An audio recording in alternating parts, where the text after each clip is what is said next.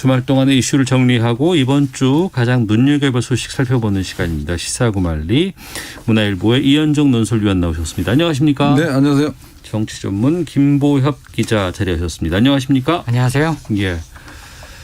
올림픽이 끝났습니다. 네, 그러네요. 올림픽 기간에는 대선 후보들, 대선 주자들은 좀 고통스러운 시간이었잖아요. 아무래도. 무슨 얘기를 해도 안 먹히는 시간이죠. 그러니까요. 네. 정말 이번 올림픽은 관중도 없고 하지만 이제 또 TV 화면을 통해서 많은 분들께서 감동의 순간들을 많이 접했기도 했었고 이제는 다시 또 정치의 시간이 좀 돌아오지 않나 싶은 생각이 들기도 하는데 그동안에 있었던 여러 가지 좀 논란들 좀 살펴보도록 하겠습니다.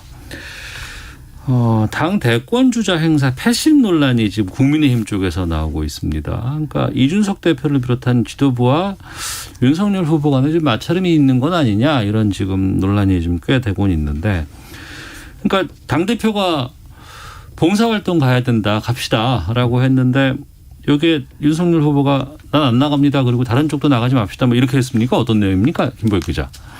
다른 쪽도 나가지 맙시다. 적극적으로 보이콧을 권유하거나 그런 것 같지는 않습니다. 예. 양쪽의 해명을 다 들어보면 우리는 다른 일정이 있는데 그쪽은 어떡할 거예요. 이렇게 문의를 하지 않았을까 싶거든요. 그게 이제 적극적으로 보이콧하자라고 상대 다른 후보까지 이렇게 설득한 것처럼 좀 공격당하는 모양새인데 그건 아닌 것 같고요. 저는 이 논란을 보면서 국민의힘이 갑자기 동물의 왕국 바다편이 됐나 싶을 정도로 갑자기 돌고래가 튀어나오고 멸치가 튀어나오고 그러는데 네.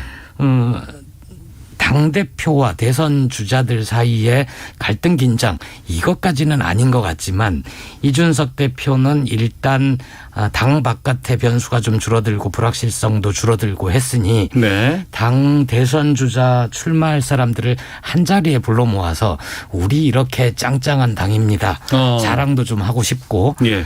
봉사활동도 한 번쯤은 같이 하고 이걸 계속할 수는 없을 거 아닙니까? 그런데 한 번쯤은 그러고 싶었을 텐데 윤석열 후보 쪽에서는 선관위에는 등록을 했지만 아직 당내 대선 주자는 아니다. 이런 얘기를 하면서 그건 좀 궁색한 변명 같고요. 이제 관리당하기 싫은 거죠. 여러 주자들 중에 한 명으로 날 대접하지 않아줬으면 좋겠다. 네. 이런 거 같은데 그런 거라면 저는 물밑에서 충분히 얘기할 수 있다고 봐요. 이준석 대표 쪽에서도 이거 계속할 거 아니고요. 한두 번 정도 국민들한테 이런 거를 보여줄 필요가 있습니다. 얘기를 할 수 있고 윤석열 대표 쪽도 계속되면 나는 가기 힘들지만 한 번쯤은 뭐 이렇게 할 수도 있는데 그런 게 안 된 거고 걱정되는 건 이제 윤석열 후보 쪽에 중진 의원들이 좀 있잖아요. 그렇죠. 네. 이분들이 이준석 대표에 대한 존중 대표에 대한 예우 이런 것보다는 좀 아래로 깔아보는 것 아닌가 그런 걱정은 좀 됩니다. 그것 때문에 이런 사단들이 벌어지고 있는 것 아닌가 우려스럽습니다. 당에는 이제 입당을 했으니까 당원인데 대표와 함께 또 다른 주자들도 분명히 있지 않습니까? 그렇죠. 보조를 맞춰야 된다라는 생각이 있을 수 있을 것이고 아니다 그렇다고는 하지만 내가 또 어떤 정치인으로 출발한 지 또 얼마 되지 않았고 밖에서 봤을 때는 유력 주자인데 여기에 대한 좀 대우도 좀 있어야 되지 않겠느냐라는 생각들이 좀 교차하는 것 같은데 어떻게 보세요? 그러니까 서로 시각차가 있어요. 네. 뭐 주도권 경쟁도 있고 뭐 그런 거는 뭐 의례적으로 사실은 정치권에서 다 있을 수 있는 이야기인데 문제는 이제 이게 꼭 제가 느끼기에는 무슨 연인들 싸움하는 걸 우리가 실시간으로 중계를 보는 것 같다는 느낌이 들어요. 그들 간의 문제인데 굳이 이게. 그러니까 그게 뭐냐면 이게 이준석 대표가 본인에 대한 어떤 지적이나 비판을 참아내지 못하는 것 같아요. 그러니까 일일이 다 대응합니다. 그 이준석 대표 페이스북 보면 누가 이렇게 비판하잖아요. 꼭 댓글 다 달아요. 그러니까 참 어느 세월에 다른지 모르겠지만. 근데 그것 때문에 그 댓글 때문에 더욱더 이게 확산되고 알려지는 거 아니에요? 저는 이제 아까 김보혁 기자도 이야기했지만 사실은 이제 공개적으로 싸워야 될 부분 싸워야겠죠. 그렇지만 또 그렇지 않아야 될 부분들도 있는 거거든요. 그러니까 물밑에서 이야기하고 조정하고 해야 될 부분이 있는데 그러니까 모든 것들이 다 전면에 다수 드러납니다. 우리가 다 볼 수 있는 거죠. 그러니까 사사로운 것까지도. 예를 들어서 아까 이야기했듯이 뭐 원희룡 지사 측에 해서 뭐 어디 가느냐 이런 문제에 대해서 같이 하지 말자 이렇게 했다는 거 아니겠습니까? 근데 그런 것 같이 있는 것들을 사실상 좀 알아보고 물밑에 조정하고 충분히 할 수 있는 부분도 네. 다 일일이 다 공개를 하고 모든 거를 갖다가 다 댓글 지금 뭐 휴가 갔는데 불구하고 또 계속적으로 또 이야기하고 있더라고요. 네. 그러니까 이런 게 결국 문제가 확대되지 않아야 될 일을 또 문제를 더 확산시키고 있는 게 아닌가. 결국 이준석 대표 입장에서는 내가 당대표인데 왜 내 중심으로 안 와? 라는 것이고 윤석열 후보 측에서는 아니 내가 1등 후보인데 왜 자꾸 오라가라 하냐. 나도 좀 내 일정대로 좀 하자. 이제 이런 취지 같고 그렇다면 당과 이 후보 측에서 자 그러면 어느 선까지 한번 합시다. 뭐 이렇게 충분히 협상할 수가 있는 거거든요. 네. 근데 그 과정이 없이 그냥 다 제가 아까 연인 같다는 게 뭐냐면 결국 모든 걸 다 공방을 그냥 우리 국민들이 다 보시게끔 이렇게 하다 보니 결국 이 지금 야당 대표가 이제 겨냥해야 될 대여 투쟁이라든지 이런 데 대한 메시지는 지금 온데간데 없고 계속 자기 후보들만 어떤 면에서 보면 우리 이러다간 당선 안 돼요. 5% 차로 채쳐요. 뭐 이런 이야기까지 심지어 자기 당 후보들을 좀 디스하는 것까지 네. 이렇게까지 이야기가 나오니 과연 이게 지금 한 수습이 될 것인가. 저는 좀 이게 이 갈등이란 게 예전에 보지 못했던 뭐 그런 갈등인데 어떻거나 양측 다 저는 좀 일정 정도 문제가 있다고 봅니다. 근데 양쪽 다 문제가 있는데 지금 또 이런 단어 선택이라든가 이게 그 이슈가 터져 나오는 게 정진석 의원 하면은 지금 중진이잖아요. 그렇죠. 네. 근데 이제 윤석열 후보 쪽에 아무래도 좀 우호적인 의원으로 분류가 되는데 윤석열 후보는 돌고래고 다른 주자들은 멸치다. 네. 그러면 다른 주자들 반발이 이건 클 수밖에 없거든요, 이게. 당연하죠. 그 정진석 의원이 지금 국민의힘 국회 부의장 자리가 비어 있지 않습니까? 예. 그 자리에 추천이 될 정도로 그렇죠. 네. 당내 중진 의원이지 않습니까? 그러면 비록 자신이 윤석열 후보를 지지를 하더라도 당 경선 이후에 다른 후보들하고 감정적으로 척을 져서는 본선에 가서 장담 안 되거든요. 네. 그러면 당의 중진, 당의 어른이면 모두 품고 가야 되는데 오히려 자신이 앞장서서 누군 돌고래고 누군 멸치고 누군 참치고 이런 식으로 얘기를 해두면 네. 나중에 경선이 끝나고 나서도 문제가 될 거다. 그렇게 봅니다. 근데 이제 결국 뭐냐면 지금 이제 뭐 지지율이 한 20% 넘는 후보와 또 1% 되는 후보. 지금 사실 국민의힘 후보가 너무 많습니다. 14명이나 되고요. 네. 이제 그러다 보니 이 14명을 다 그냥 그 n분의 1로 이게 대우하는 거는 이게 좀 문제가 있지 않느냐. 아니 뭐 예를 들어서 진짜 뭐 행사하는데 14명을 다 모아놓고 똑같이 어떤 면에서 보면 이런 걸 준다라고 하면 지금 사실은 보면 당내의 공격 포인트는 결국은 13명이 한 명을 공격하는 구도가 아니겠어요? 네. 이제 그러다 보니 이제 1위를 달리는 후보 입장에서 보면 이거는 좀 불공정한 거 아니냐. 예를 들어서 지금 1위 후보 같은 경우는 뭐 윤 후보 같은 경우는 자기 일정 따라 지금 지방순회 이런 거 지금 다 하고 있는데 네. 이렇게 14명을 다 모아서 회의도 하고 뭐 이렇게 하는 것 자체가 이건 좀 너무 대접을 안 해주는 게 아니냐 이런 이제 불만들이 있는 거거든요. 이제 그래서 저는 좀 말이 좀 과하게 나왔다고 봐요. 예. 물론 뭐 듣는 후보들 입장에서는 멸치라고 그래서 뭐 마음이 상하겠지만 어쩌습니까? 뭐 정치라는 게 현실이잖아요. 어차피 정치라는 게 지지율 갖고 먹고 사는데 그 지지율 떨어진 거는 올리는 거는 자기가 해야 될 일인 것이고. 예. 그러니까 결국은 저는 그래요. 이게 지금 대선 경선이라는 장이 후보들이 진짜 각자 지금 열심히 뛰어야 돼요. 그래서 어쨌든 간에 자기 후보, 자기의 지지율을 높여봐야 됩니다. 그 방법밖에 없어요. 왜 나한테 멸치라고 그러냐 이렇게 이야기하기 이전에 어쨌거나 그 대접을 안 받도록 하는 게 이게 사실은 자유경쟁 시장이거든요. 이 대선 국면이라는 게. 네. 그러니까 그런 면에서는 뭐 정진석 의원이 좀 말은 과도하지만 또 현실적으로 보면 틀린 말도 아니다. 저는 그렇게 봅니다. 네. 경선 버스는 제대로 출발을 할 수 있을까요? 어떻게 전망하세요? 지금까지는 특별히 경선 버스가 출발하지 못할 이유는 없는 것 같다. 네. 14명으로 지나치게 많은 것도 8월이면 1차 경선이 있죠. 네, 컷오프가 그렇죠. 있어서 8명으로 정리되고 2차 컷오프가 있고. 근데 이제 14명을 다 다 함께 참석한 자리에서 방송사 민주당 대선 후보 경선 예비 경선 때처럼 할 수 있을지 그건 모르겠어요. 그건 안 되겠죠. 1인당 예. 14명은 너무 많잖아요. 한꺼번에 예. 다 나오는 건. 한마디씩만 해도 뭐 벌써. 그렇다고 뭐 돌고래 그룹 뭐 멸치 그룹 나눠서 마이너 메이저 이렇게 할 수도 없지 않습니까? 뭐 1부 리그 2부 리그 하기도 뭐하고. 그것도 참 곤혹스러울 것 같아요. 그러니까 이게 참 현실이에요. 지금 너무 많은 후보들이 나와서 사실은 이게 지금 TV 토론 아마 제가 들어보니까 14명의 후보한테 그럼 똑같은 시간을 줄 텐데. 네. 그러면 지금 14명에 뭐 10분씩만 줘도 뭐 140분 아니겠습니까? 그러면 그 사람들이 나머지 한 명을 향해서 다 공격을 할 텐데. 그러니까 이런 것도 사실 좀 앞으로 굉장히 경선관리위원회에서 문제가 될 수가 있어요. 그리고 또 방송사 입장에서 보면 이걸 또 140분 어떻게 다 또 이거 할 수가 없지 않습니까? 그렇죠. 그리고 시청률도 나와야 되고 하기 때문에 또 이런 현실적인 문제도 있어요. 너무 많다라는 게 또 상당히 이게 지금 걸림돌입니다. 네. 그리고 이제 지난주 이렇게 보고 있으면 뭐 발언, 뭐 구설 이런 것들이 좀 많이 좀 나오지 않았을까 싶기도 하고 최재형 전 감사원장 같은 경우에는 사진이 지금 좀 논란이 좀 되고는 있습니다. 이 부분은 또 어떻게 반영이 될까라는 궁금증도 있고요. 어떻게 좀 막았습니까? 제가 대선을 여러 차례 봤는데 네. 며느리 성명이라는 건 처음 봤습니다. 며느리 성명. 네. 며느리들이 성명도 내고 그렇던데요. 저는 홍보 차원에서 우리 가족은 이렇게 국가관이 투철합니다. 네. 명절에 모여서도 애국가 사절까지 부릅니다. 자랑할 수는 있다고 봐요. 그러면은 이제 그 시민들 입장에서 보면 저 가족은 저렇구나, 특이하구나 정도 생각을 하지.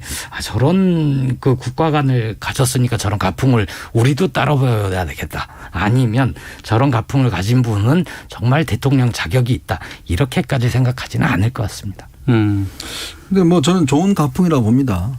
왜냐하면 특히 이제 우리 한 가족이 모였을 때 어떤 나라 사랑에 대한 이야기도 나누고 뭐 행사한다는 거는 이거는 뭐 좋은 가풍이고 더군다나 또 최재형 전 감사원장 집은 그럴 만 자랑할 만한 하죠. 네. 가족들 또 그 최재형 이 아버지께서 최영섭 대령 같은 경우도 이제 워낙 해군의 워낙 큰 아버지가 되시고요. 이제 그런데 문제는 이거를 지금 김두관 의원이 무슨 뭐 국가주의다 이런 또 비난하니까 이게 무슨 아직 가족들이 모여서 애국가도 부를 수 있는 건데 그걸 왜 국가주의에 비유하느냐. 예를 들어 국가주의가 우리 연상되면 히틀러 연상되지 않습니까? 이제 그러다 보니까 이제 며느리들이 성명성을 낸 거거든요. 네. 이건 우리가 강요해서 하는 게 아니라 자발적으로 우리가 자발적으로 하는 것이다. 예. 뭐 그런 이제 이야기 낸 것이기 때문에 그런 차원에서 나온 것이지 이걸 뭐 이걸 의도적으로 홍보하기 위해서 나온 상황은 아닌 것 같아요. 그러니까 과연 이걸 그럼 뭐 진짜 국가주의로 봐야 될 것인지 아니 애국가 국민이 애국가 집에서 모여서 모르는데 그게 뭐가 문제가 되는지 저는 참 이해가 잘 안 됩니다. 네. 근데 이건 그 최재형 캠프 쪽에서 이걸 공개한 건가요? 최재형 후보 쪽은 이거보다도 더 큰 행사가 있었잖아요. 네. 사실 올림픽 기간 중에 묻혀서 그런데 나는 대선에 왜 출마했는가 얘기를 했었고 기자들이 뭔가 더 물으니까 그건 좀 나중에 공부한 뒤에 이런 얘기가 있었는데 그것도 왜 저 사람은 대통령을 하고자 했지라는 게 사람들의 기억에 많이 남아야 되는데 그것보다는 저 집은 가족들이 모여서 애국가를 부른다거나 혹시 나중에 저분이 대통령이 되면 영화 보기 전에 우리 다 같이 국기에 대한 경례 이런 거 하고 영화 봐야 되는 거 아닌가 예전처럼 이런 걱정들을 하는 거죠. 하긴 우리 예전에는 국기 하강식이 있으면 지나가다가도 서서 국기 보고 막 이러고 있었잖아요. 그랬었죠. 그랬던 너무 기억이 과도한 상황이었습니다. 지금 세월에 그 누구들이 하겠습니까? 그때 생각이 좀 나는 건 아닌가 싶기도 하고. 그리고 잠재적 대선 주자로 거론됐던 그 김동연 전 경제부총리 이분은 국민의힘으로 들어간다거나 이러지는 않고 지금 제3세력으로 계속 남아 계신다는 지금 그런 분석이 많습니다. 어떻게 보세요? 독재 세력화한다는 건. 저는 성공하기 어렵다고 봅니다. 우리가 지금 그런 경우가 거의 없었죠. 그런 경우도 없고 정치라는 게 혼자 깃발 들다고 사람 이게 되는 일이 아니거든요. 결국 정치라는 게 모르겠지만 저도 이렇게 오랫동안 정치 관찰해 보면 정치라는 게 함께 하는 거거든요. 네. 무리당이지 않습니까? 그렇기 때문에 무리를 지어서 자기 어떤 뜻에 동의하는 이런 거 정치를 하는 것인데 국회의원 한 명도 없고 예를 들어서 아무런 또 이런 세력이 없고 어디에 선다는 이야기입니까? 그러니까 본인은 단지 그러면 이 정부의 경제 정책에 반대하는 편에 서겠다는 것인지 아니면 경제만 하겠다는 것인지 이제 모르겠어요. 저는 지금 이 정확한 의미를 모르겠는데 이게 지금 이 정권 교체가 아니라 정치 교체다라고 이야기를 하는데 그럼 정치 교체라고 이야기를 하면 우리가 뭐 상상할 수 있는 게 예를 들어서 뭐 정치하는 사람들을 교체하는 것인지 아니면 이 개헌을 하는 것인지 뭐 이런 여러 가지가 이야기 있는데 모르겠습니다. 아직까지 뭐 뚜렷한 이야기가 없으니까 지금 사실은 대선이 이제 7개월 정도 남았나요? 근데 이제 아직까지도 이렇게 모호하게 계시면 과연 뭐 지금도 이미 나선 분들도 계속 부족하다고 하는 판에 아직까지 이렇게 할지 안 할지도 모른다고 한다면 과연 이거는 저는 국민에 대한 예의가 아니라고 봐요. 아니 분명히 지금 본인이 뭔가 하겠다면 밝히셔야죠. 계속 이렇게 뭐 주변 돌아다니면서 무슨 뭐 할 듯 말 듯 이게 아니라 아니 하면 하고 안 하면 안 하고 하는 것이지 지금까지도 그냥 계속 무슨 정치 교체만 이야기하시면 이 지켜보는 국민들도 그렇고 기자들도 좀 이게 너무 힘듭니다, 사실은. 네. 김보엽 기자는 김동연 전 부총리 행보는 어떻게 보고 계십니까? 시간이 너무 늦었고요. 사실 원내에 가깝게 지내는 소수 정당도 있고 그리고 바깥에는 사단법인 유쾌한 반란인가요? 뭐 뭔가를 가지고는 있습니다. 그래서 깃발을 들고 하면은 할 수는 있을 텐데 이 바깥에서 보면 그렇게 좀 쉬워 보이나 봅니다. 근데 제3지대가 밖에서 보면 커 보이는 것 같지만 막상 거기 위에다 집을 지으면 대선전이 치열해지고 후보 간 경쟁이 치열해지고 선거전이 뜨거워지면 그 모래 위에 지은 데서 양쪽으로 싹 빨려가거든요. 그게 이제 사상 누각이 되는 거죠.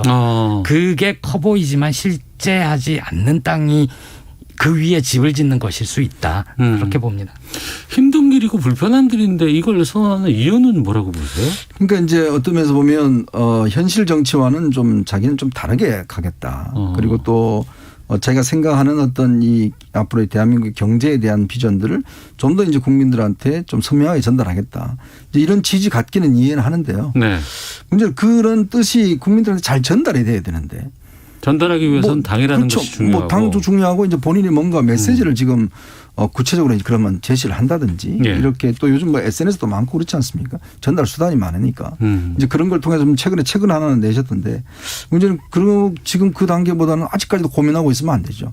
지금 뭔가 국민들한테 아주 지속적으로 자신의 뜻을 반복적으로 알리고 이걸 해야 되는데 이제 그것 없이 그냥 계속 이렇게 뭐 왔다 갔다 하고 이런 것만 해서는 저는 뭐 이게 과연 정치를 하신다고 이야기할 수 있을지 솔직히 모르겠습니다. 알겠습니다. 범야권 포함해서 이제 상황 좀 살펴봤고요.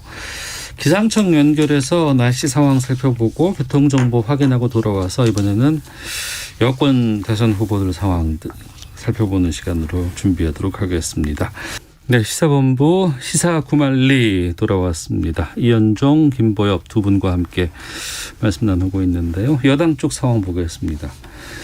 이재명 후보가 긴급 기자회견을 자청을 했고 무슨 말을 할까 했더니 네거티브 중단하겠다 이런 발표를 합니다.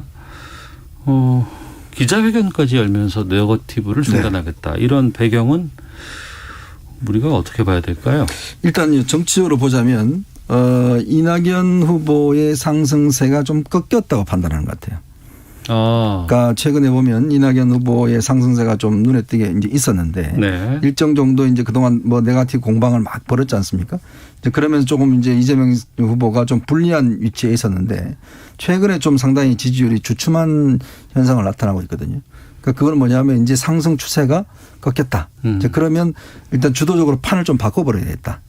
이제 프레임 자체를. 이제 그런 의도에서 저는 일단 이게 중단하자고 나온 것 같다는 생각이 들고 두 번째는 어차피 이제 본인이 이긴다고 생각을 하면 나중에 이제 이게 경선 끝나고 나서 전층의 화합이라든지 최근에 이 무슨 이야기를 하냐면 지금 이낙연 후보 선대본부장이 이렇게 가면 이 경선 끝나도 한 팀 되기 어렵다 이런 이야기를 한 바 있어요. 그랬죠. 이제 그런 거라든지 왜냐하면 어차피 이제 자기가 승기를 잡았다 생각하면 이제 경선 이후를 또 생각해야 되지 않습니까? 그렇다면 이게 극한적으로 갈 경우에 본인한테도 결코 유리하지가 않거든요. 나중에 이제 이기더라도. 이제 아마 그런 등등의 판단 속에서 좀 프레임 전환을 하자. 아마 그런 좀 저는 전략적인 측면이 있지 않는가 그런 분석을 합니다. 예비 경선 때 이재명 후보가 많이 당했잖아요. 그러면서 많이 까먹고 난 뒤에 이대로는 안 되겠다. 예전에 이재명으로 돌아가야 되겠다 해서 한동안 해봤고. 근데 이제 이재명 지사도 지지자들을 많이 만날 거고 지역 활동하면서도 그 민주당 지지자들한테 그런 얘기를 많이 들었을 겁니다. 문재인 정부의 성공적인 마무리, 정권 재창출을 하기 위해서 후보들이 그렇게 경쟁하는 거 좋은데 당신들 그거 그렇게까지 싸워야 되냐? 좀 적당히 좀 해라라는 얘기를 가장 많이 들었을 겁니다. 네. 그래서 적절한 시점을 봤던 것 같고요. 네거티브 적인 얘기도 하지 않겠다. 전격적으로 선언을 했는데 저는 사실 후보는 그럴 수 있다고 봐요. 캠프. 예. 지금 캠프에 입들이 잔뜩 늘어나 있거든요. 네. 현직 의원들도 다 들어가 있고 의원이 아닌 분들도 대변인 숫자가 뭐 9명, 10명 이렇게 막 늘어나 있지 않습니까? 그러면 이분들이 나가서 얘기를 해야 되는 사람들인데 나가서 얘기하면서 우리 후보는 이렇게 잘났습니다만 얘기할 수 없거든요. 상대 후보에 대해서 이런 점이 났습니다라고 얘기만 해도 그게 비화가 된 게 당장 백제 발언이 그런 거잖아요. 이낙연 후보에 대해서 칭찬을 하고 다만 상대적으로 난 이런 부분에서 더 확장성이 있고 경쟁력이 있다라고 얘기를 했는데 그게 지역주의 논란으로 비화가 된 거란 말입니다. 그래서 후보는 그렇게 네거티브적인 언급조차 하지 않겠다라고 선언을 했지만 과연 이게 그 캠프들 간에도 건강한 정책 경쟁, 미래를 두고 싸우는 논쟁 될 것인가 그 점에 대해서는 좀 회의적입니다. 네. 그럼 잦아들까요? 진정될까요? 아니면 캠프 쪽에서 또 한 번 촉발이 된다거나 누가 하나 돌발 발언이라든가 이런 SNS가 또 퍼지면은 그걸 빌미로 해서 다시 또 확 붙을까요? 잦아든다고 보는 게 순진한 판단이죠. 오늘 이낙연 후보가 벌써 오늘 폼을 열었더라고요. 네. 경기도가 해외에다가 이제 이 지사 홍보 그 광고한 거 그걸 또 문제를 삼았어요. 네. 바로 이러니까 이제 이 후보 이 지사가 개인적인 홍보를 갖다가 이렇게 세금으로 하는 거 아니냐 이런 문제를 지적을 했는데요. 그러니까 여기서 그 네거티브 중단 선언이잖아요. 근데 검증 중단 선언은 아니거든요. 그러네요. 말이 다르잖아요. 난 네거티브 안 하겠다고 했지 검증 안 하겠다고 한 건 아니야. 네거티브 안 하겠다고 했지. 네. 검증은 우리가 중단한 거 아니다. 검증은 해야 된다. 근데 검증과 네거티브는 동전의 양면이지 않습니까? 네. 입장에 따라 서로 다른 거기 때문에 그리고 충분히 명분이 있는 것이고 그리고 지금 앞으로 남아있는 기간 동안 매일 정책 대결만 할 겁니까? 못 하잖아요. 결국은 또 이게 이슈가 되고 뭔가 하려 그러면 따라가는 입장에서는 할 수밖에 없고 아까 김복기도 이야기했지만 지금 입들이 많아졌기 때문에 뭔가 하나더러 성과를 내야 되니까 저는 잠시 좀 하지만 결국 또 재현될 것 같다 이런 생각이 듭니다. 게다가 지금 지사직 사퇴를 놓고서 또 한 번 붙고 있습니다. 공방이 좀 계속되고 있고 안 된다 이거 사퇴해야 된다라는 입장이 있는가 하면 아니 굳이 이렇게까지 하는 부분도 있고 이건 어떻게 보세요? 두 분 의견 궁금한데 김보육 기자. 그건 좀 마무리되는 것 같은데요. 그래요? 주로 이낙연 후보 쪽에서 이재명 후보의 경기도지사 사퇴 공격을 했었는데 아마 내부적으로 이렇게 하면 그러면은 국회의원직을 유지하면서 하는 건 어떠냐라고 또 공격이 들어가고 그럼 둘 다 내려놓을 거냐 그거보다는 네. 둘 다 하면서 하는 게 낫지 않냐라고 어느 정도 공감대가 좀 형성이 된 것 같습니다. 그래서 그래요? 예, 네. 이 논란은 사그라들 것 같은데 이제 변종들이 있죠. 경기도정을 해외에 홍보하는데 왜 이재명 지사 업적 홍보를 하느냐. 근데 그건 좀 무리한 공격인 게 군청을 가도 군정 홍보를 하는데 군수 사진이 빠질 수는 없잖아요. 그러다 보면 도정을 홍보하다 보면 그게 이재명 지사 업적 홍보처럼 비칠 수밖에 없는 거죠. 그건 어느 정도 좀 감안하고 넘어가야 될 것 같고요. 의원들도 보면 그 자기가 지지하는 후보 쪽 캠프에 자기를 위해서 일하는 보좌관을 파견하는 경우가 있거든요. 네. 그렇다면 세비를 받아서 의정활동을 하라고 보좌관 이렇게 지원을 해 주는 건데 그 사람들이 특정 후보 캠프에서 일한다? 그것도 문제를 삼을 수 있지 않겠어요? 그거는 좀 넓게 정치의 영역으로 봐줄 필요가 있다 이렇게 봅니다. 네. 이 지사직 사퇴에 대해서는 이현정 논설위원께서는요. 네. 일단 법적으로는요. 이제 이 90일 전에 지사나 좀 장관이나 이런 분들은 사퇴를 해야 됩니다. 네. 그리고 근데 이제 국회의원은 사퇴할 필요 없어요. 왜 그런 거예요? 왜 그러냐면 예. 이게 사실은 이 장관이나 그다음에 지사나 이런 부분들은 집행권이 있습니다. 예산에. 집행권. 예를 들어서 어떤 정책이나 이런 그 부분에 대한 집행권을 가지고 있어요. 네. 예를 들어서 지금 이번에 재난지원 같은 경우도 경기도지사는 일단 본인이 뭐 더 주겠다면 더 줄 수가 있는 거죠. 집행권이죠. 있는데 국회의원들은 이제 그게 없거든요. 물론 뭐 입법권은 있습니다만은 입법권이 혼자 하는 게 아니잖아요. 이제 그러다 보니 이 국회의원은 이제 정치적인 어떤 그런 측면을 보는 것이고 이 관료나 그다음에 또 시도지사 같은 경우는 이제 뭔가 행정권을 가진 그런 행정권을 가지고 있으면 실제로 이게 선거에 영향을 미칠 수가 있는 거거든요. 네. 예를 들어서 내가 선거를 하는데 제가 경기도지사면 자 그럼 저 다음 달에 그냥 100만 원씩 다 드리겠습니다. 이렇게 이야기할 수가 있는 거예요. 그 법적으로 문제 없어요. 그렇지만 그게 이제 선거에 이용될 수가 있다는 거거든요. 네. 그래서 이제 우리가 공직 사퇴 시한을 이제 두고 있는 것인데 이제 그런 취지에서 사실 이 문제가 불거진 이유가 정부가 이제 지금 당정이 다 합의해서 88% 이제 재난지원금 주기로 했는데 경기도만 다 주겠다라고 이제 이야기를 하니까 네. 바로 이낙연 후보 측에서 그거 지금 선거운동 하는 거 아니냐 매포행 하는 거 아니냐 이제 문제 제기를 하면서 이제 이 문제가 불거진 거거든요. 그리고 또 경기도지사라는 그 지사직 가는 게 휴가라든지 그다음 이동이라든지 이럴 때 사실은 지금 전국을 돌아다녔는데 그러면 이걸 어떤 방식으로 돌아다니까 예를 들어서 그럼 관용차를 타고 가냐 뭐 이런 논란이 있을 수 있잖아요. 네. 경기도에 또 많은 지금 보좌관들 뭐 자기가 또 했는 이제 산하단체들이 있는데 이 사람들이 실질적으로 이제 선거 캠프에서 일을 하고 있단 말이에요. 그러면 다른 캠프는 돈을 못 줍니다. 월급 못 받고 그냥 자원봉사하고 있거든요. 근데 여기는 실제로 일을 하면서 이제 받을 수가 있는 물론 뭐 보좌관 하면서 지금 암암리에 이제 자원봉사 하는 데도 있어요. 이제 그러니까 이제 그런 것이 불공정하다. 문제를 하는 것인데 저는 이제 뭐 법적으로 이제 우리가 90일 이전에 사퇴하게 돼 있기 때문에 네. 하지만 그러나 그런 건 있을 것 같아요. 이 후보자는 최소한 이렇게 어떤 국민들의 어떤 매표 행위라고 비난받을 수 있는 그런 거는 좀 지양을 해야 된다. 예를 들어 선심성이라든지 이런 것들은 그냥 경기도가 1,300만이거든요. 꽤 크게 좌우할 수가 있기 때문에 네. 논란이 될 수는 있습니다. 민주당은 지금 10월 10일에 결정이 나나요? 그 최종 후보자가? 그렇죠. 예. 그 1차, 2차 변수가 있긴 하지만 10월 5일 날 될 수도 있고 10월 10일에는 최종적으로 될 겁니다. 그 과반이 안 되면은 한 번 더 해야 되잖아요. 결선을 한 번 더 해야 되잖아요. 그건 어떻게 전망하세요? 지금은 아직 선거에 들어가지도 않아서 이재명 후보 쪽에서는 최대한 변수를 줄이기 위해서 네. 그 결선 투표 없이 가는 걸 원할 거고 예. 다른 후보 쪽에서는 최대한 결선 투표 가서 역전 드라마를 쓰고 싶어 할 겁니다. 그러니까 그 부분인데 이제 2달 정도가 지금 남은 거 아니겠습니까? 그렇죠. 그럼 2달 동안에 지금 이재명, 이낙연 이렇게 양강구도에서 좀 변화 같은 것들이 좀 있을 수 있을까요? 2달이면? 저는 이게 첫 번째 결과가 나올 때 있잖아요. 네. 일단 경선 결과 나오면 그거에 따라서 여러 가지 아마 이제 완주하는 후보는 있을 겁니다. 그냥 없이. 네. 그렇지만 또 변수는 좀 생길 수는 있어요. 현재까지는 이제 다 뛰지만. 네, 네. 그렇게 해서 합종 연행이 될 수도 있는 가능성도 있고. 그러니까 예전에도 보면 일단 경선 한 번씩 거치면 제일 끝에 한 명씩은 툭툭툭 떨어지지 않습니까? 네. 그렇게 해서 이제 나중에 가서 옛날에 노무현 대통령 될 때도 보면 결국 이제 이렇게 올라올수록 한 명씩 드랍하잖아요. 이제 그러면 왜냐하면 이게 또 의원들의 이해관계도 같이 맞물려 있어요. 그러니까 후보 혼자 뛰는 게 아니라 의원들이 같이 뛰기 때문에 네. 나중에 이제 공천 문제나 여러 가지 있을 수 있으니까 끝까지 그냥 안 되는데 거기 있을 수가 없고 그럼 안 되는 거는 또 이 선거 운동을 잘 안 됩니다 사실은.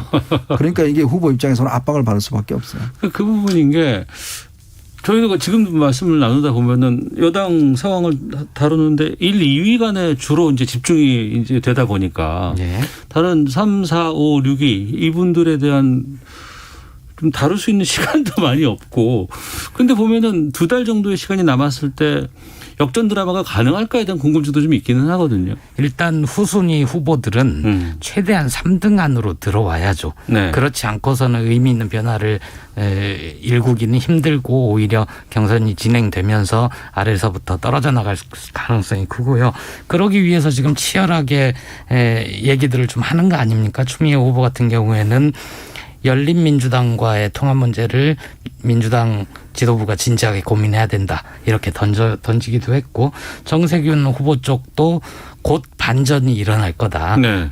중원 싸움이 될 텐데 도덕적으로 문제가 없는 후보가 결국은 부상하게 돼 있다. 앞으로 정세균 후보의 시간이 될 거다. 이렇게 얘기를 하고 있고요. 김두관 후보나 박용진 후보도 자신의 상표 대표 상표들을 내걸고 열심히 선전을 하고 있죠. 알겠습니다. 갈 길은 많아 보이는데 멀어 보이기도 하고 근데 또 보면은 시간 금방 가더라고요. 그럼요. 이제 뭐 곧 가면 이제 아마 1차 경사할 겁니다. 예, 알겠습니다. 자, 지금까지 시사고말리 함께 하셨는데요. 문화일보의 이현정 논설위원 또 정치전문 김보엽 기자 두 분과 함께 말씀 나눴습니다. 두 분 오늘 말씀 고맙습니다. 네, 고맙습니다. 고맙습니다.